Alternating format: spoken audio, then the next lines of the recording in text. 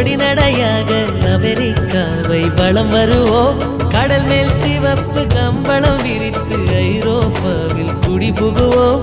நம் காதலை கவி பாடவே செல்லியின் வைரனின் கல்லறை தோக்கத்தை கலைத்திடுவோம்.